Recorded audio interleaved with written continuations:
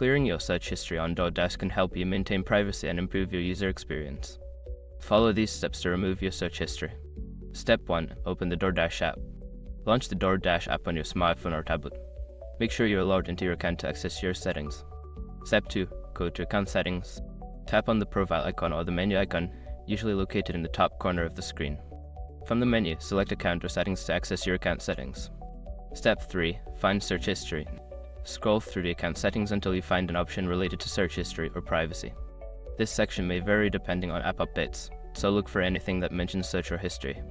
Step 4. Clear search history. Once you are in the search history section, you should see an option to clear or delete your search history. Tap on this option and confirm your choice if prompted. Step 5. Restart the app.